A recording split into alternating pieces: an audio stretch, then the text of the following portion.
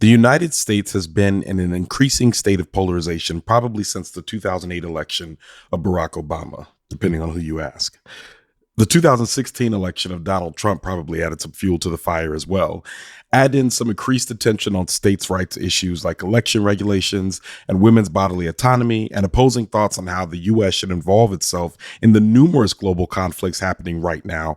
It seems like the country is already engaged in at least an ideological civil war. I'm Ronald Young Jr., and I'm leaving the theater.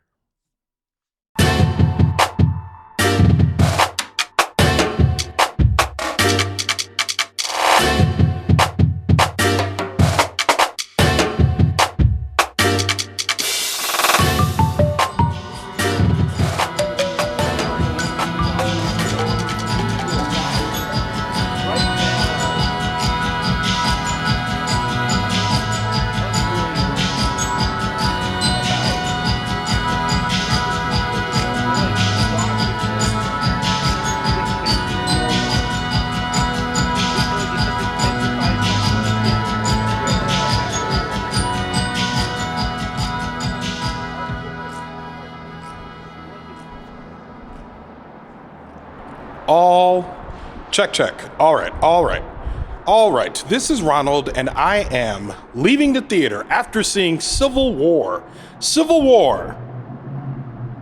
Written and directed by Alex Garland.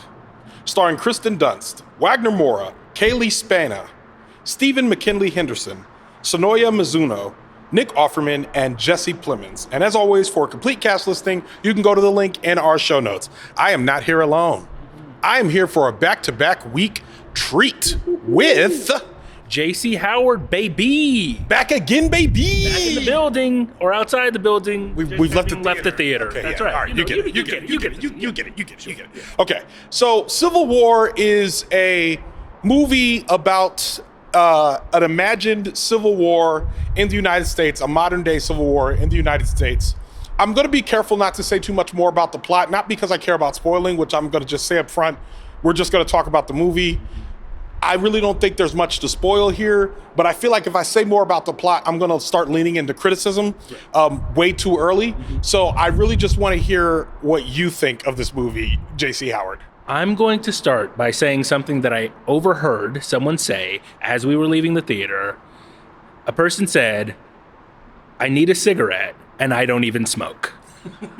I feel like now the movies are back. Like to me, this movie was intense, but still thoughtful and introspective. I mean, first of all, just carte blanche. I enjoyed it. I enjoyed the hell out of this movie from beginning to end. And when I say it was intense, I mean that like I felt my body at different points like feeling like I was holding my breath and like my palms were sweaty and things like that. And it's not necessarily because this movie exactly sets up what is going to happen this year. Like obviously we're in an election year, right? So it's an important time for a movie like this, but it's not saying like this is what's going to happen to America if you elect this person or that person. It's just a matter of, well, arguably, but it's just a matter of like, here's an imagined civil war. And I appreciate the fact that it doesn't exactly set up and say like the South secedes again or something like that. It imagines it differently, and it has like the Western forces, which is an alliance between California and Texas. So it's removed, which is a commentary itself. Yes, it is. And anyway, because the political shifts that are also happening in Texas. Anyway, this isn't a 2024 podcast, but you know, it is an interesting kind of alliance that they decided to draw. But I appreciate the fact that it's not exactly our world, but it is definitely a mirror image of our world. And it's not saying that this is what's going to happen, but it's saying like, hey, look, this is what, if there were a civil war, this is kind of what it would look like. I didn't like this movie. No, Ronald. Oh my goodness. I would like to invite all you listeners to one of the best episodes of Leaving the Theater where Ronald disagrees with his guest. Oh my God, we're gonna duke it out. Let's do it. Okay, here, tell me what. Here's my issue. I think that this is a 4-star premise with a 1-star execution. I think that what this movie does is, first of all, I think the name is already a misnomer, because I think the idea of just calling it Civil War is clickbait. It is basically saying like, hey, y'all want to see a movie about us imagining the Civil War in the future based on the tensions that are happening right now in 2024. So of course, yes, you got me in the preview, you got me watching it. Yeah. I remember when my friend showed me the trailer for this film. He's like, yo, have you seen this? And he goes, man, this looks awesome. And I remember being like, I think this looks awful for two reasons.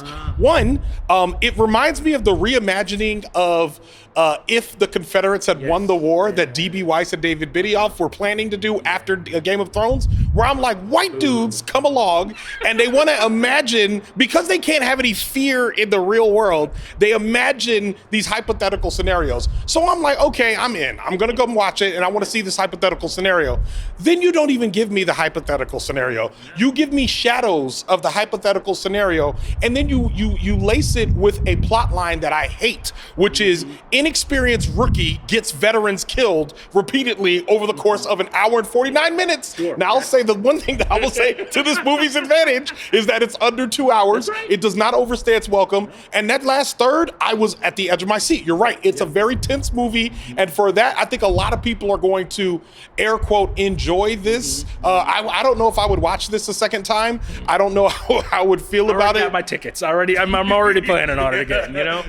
But I feel like for me, I just don't feel like this movie was saying enough about its actual subject. It's talking about what could happen while also lifting up the press in a very specific way, which I felt a little bit earnest in a way that I did not appreciate, but also like to give the hardened veteran this kind of like, but this one-dimensional, flat kind of like, hey, I'm out here, I'm doing the press job, yes. I'm grizzled. And like, yeah, basically like Kirsten Dunst's role is grizzled reporter. Now that being said, the one thing I think would have made this movie a little bit better is if they wouldn't have made all of the soldiers on both sides so one-dimensional. They literally, they needed to give them more character, because I needed to know why they would be protecting the press. I needed to know why they would care about what the press was thinking, what the press was reporting. And I also think that if you're going to make commentary about California and Texas being an alliance, you have got to give me more. You can't just say these two states are an alliance and just be like, yep, and then they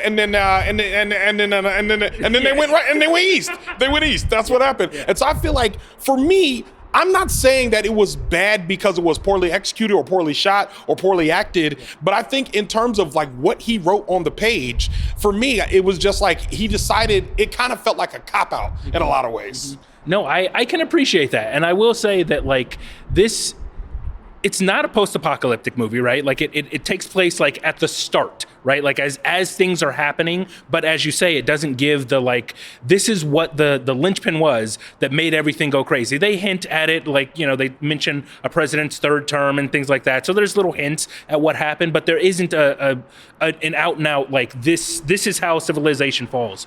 I will say this, like, I think that this movie does the same thing that Walking Dead does, right? Like, I'm a big Walking Dead guy, or was a big Walking Dead guy when it was on, and it also doesn't tell you anything about how everything happened. There are some like Walking Dead universe things that get into that a little bit, but The Walking Dead as a show, it doesn't tell you how the world fell. It's just like, you know what, they're zombies now, and here we go. And I feel like this is what that was doing. And I personally, I do appreciate a journalist kind of story, like a story that is, or I should say, it's a story that's kind of about journalism alongside, because I was thinking like, how is this movie, before I watched it, I was thinking, how is this movie going to give us a storyline and give us characters to sympathize with without taking sides in the Civil War, right? Like whether, you know, whatever the tensions are that have blown over, how are they going to give us a character that we can like identify with and like it's not cartoonish? Because that was the thing I was kind of afraid of, is that you would come in and you would have like obviously good characters, and then the other side was just blatantly racist and, you know, annoying in those kinds of ways. So it's like, and you had a little bit of that, to be sure. And, you know, I think that I won't give any spoilers, but the intense moment from the trailer is just as intense in the movie, I felt like. I agree. And I thought it was very, very good. And I will say, I'm the person who is, air quotes, enjoying this movie. Like, this was, to me, wonderful movie. That's the thing.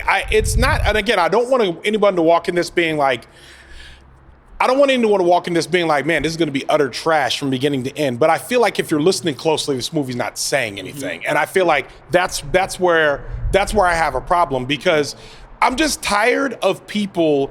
There's this sentiment that people have, especially, and maybe this is getting away from the movie, but more of what I'm thinking about people's political views right now is people don't want to take a side.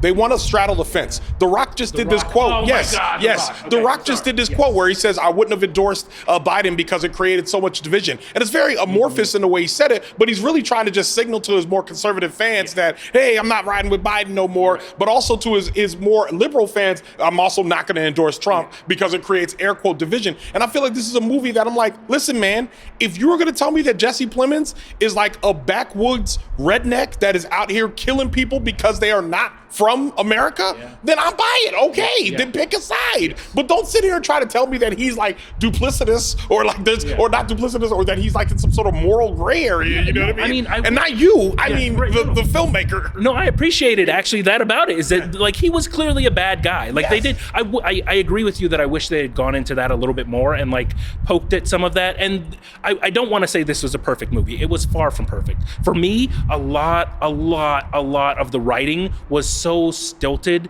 It was so like just clunky, and it was like it felt like they were delivering lines in some ways. And I don't even blame that on the performances, because the performances by and large were good, but like the writing wasn't perfect. I mean, it was far from perfect, as a matter of fact. Like there were moments where I cringed because I was just like, oh, please don't do that. But I also agree with you. It is a trope, right? It is this story of a young whippersnapper coming up in the world, and you do kind of see, to use an audio term, a crossfade between the character that's the Jesse character and the Lee character. There is kind of like a switching of places in a lot of ways, which felt really pronounced towards the last third of the movie, where I'm just like, okay, where are we going with this? I get it now. What's going on? Mm-hmm. Yeah, but so it is a trope, but it's a trope that I feel like, I mean, listen, most movies are tropes, right? There is a story that has been told 1,000 times before, and we're telling it again in this particular way. And this particular way of telling this particular trope, this particular story, I was like, yeah, you got it. You nailed it. That's the way, that is, to me, a good way to tell that story. Of course, conceding the fact that I would have been more interested in some sort of like, this is how the world fell, than this trope of a story. But I do appreciate that trope being told this particular way. I didn't need the details. But I felt like they alluded to stuff that was more interesting than the movie they gave me. Yeah, they alluded to the fact that that the president dissolved the FBI, or like they pointed to things that we've heard about in rumor mills about what Donald Trump could do. Project like 2025. Exactly. We've seen all about that, but now they're saying like, well, this is what could happen if that happens. And I'm like, I don't know who your audience is, because most of the people who would do the things you're talking about are probably not going to watch this movie. The people that agree with those things are still probably not going to watch this movie. The other thing that bothered me probably the most was there are a lot of people of color just being killed in this movie. There is a black guy on the Western Forces or whatever side who was killed fairly early in the first like violent sections of the movie. There, of course, they show a black guy being lit on fire with a tire, and I was like, I don't know why you just shoved that into my face just to be a flashback memory for the grizzled veteran reporter. Could have been anybody. Could have been anybody. Didn't have to be him. Yeah. Then there was the fact that Stephan, like later on, one of the reporters is killed. I think there are two Asian folks that are just like killed so indiscriminately it felt completely unfair. Yeah. And I just felt like there's no, and this is how I know we are firmly in 2024 and people are just sick of wokeism, sick of DEI, that things like this are happening and not one person is saying, hey, how come the white folks keep surviving all of this? Like, what's going on? Like, why are they enduring? Like, what's the thought there? On that point, Ronald, 10 out of 10, no notes. I echo exactly what you said completely. That is something that bothered me. Another reason this is not a perfect movie, but yes, I mean, exactly. Yeah. What he said. Okay, with all of that being said, where are you falling with your rating on this movie? I think I have an idea. I am going firmly 4.3. And the reason for that is I absolutely am going to watch it again. I think that this movie does this thing of answering the question of what is journalism? What does journalism do? Who are we? How do we find our place in the story in a way that, and this is for the podcast nerds out there, in a way that Trojan Horse Affair tried to do and failed miserably at. I think that this movie, which is fictional, does that job a lot better. So I'm going to watch it again. I didn't love the writing, didn't love some of the ways that characters were thrown away, but absolutely going to be watching this again. I give it a 2.99. I will not watch it again. It is not, there is enough redemptive value for me in the third act, especially in the action sequences, that I felt like raised the movie up. I do not think that this movie is as thoughtful as it thinks it is. I think there's a lot of ways in which it gives a shadow of a thought, the same way it gives us shadows of characters throughout. And I think maybe a little bit longer, maybe having somebody else, another writer come in and take a look at this, maybe a writer of color, take a look at this and say, well, what other things could be happening here? What else could we be saying? Like, what more could there be said? I don't think enough was said in it.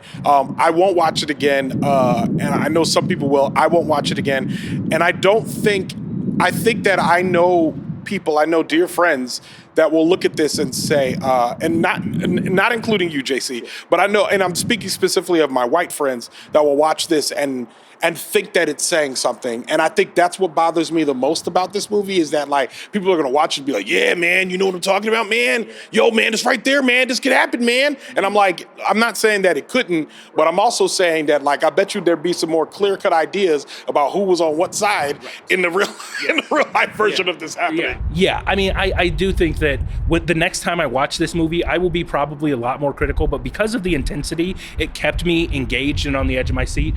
But I do think that the points weren't made as strongly as I wish they were, and it should have picked a side in exactly the way that you're saying. But I just, as a movie, I enjoy it. I'm interested in your second viewing review of it. Please find me and let me know what you think when you watch it again. And with that, Leaving the Theater is a production of Oh It's Big Round Studios. I mixed this episode, and once again, if you're listening to this and thinking this could be mixed a little bit better, you should become a member of our Patreon. You can go to patreon.com/Leaving the Theater, or go to the link in our show notes. We have behind the scenes footage in our Patreon featuring me and some of my friends just talking on the record, stuff that's not about the movies, just chit-chatting as we walk out of the theater, because I record you as we leave the theater. I don't even think you know that, JC. Again, patreon.com/Leaving the Theater, or go to the link in our show notes. Show art from Heather Wilder. Theme music by the mysterious Breakmaster Cylinder. For more information about Civil War or JC Howard, check out our show notes. You can follow me on Twitter, Instagram, TikTok, or Threads at Oh It's Big Ron. That's at OHITSBIGRON. You can find out more about this show and other Oh It's Big Ron Studios shows by following us on Instagram at Oh It's Big Ron Studios, and on Twitter at Oh It's Big Ron Stu. That's STEW. Leaving the Theater will be back soon. Thanks for listening. And thanks once again for being on the show. Thanks for having me. Western Forces for life. Honestly, I think the Western Forces were obviously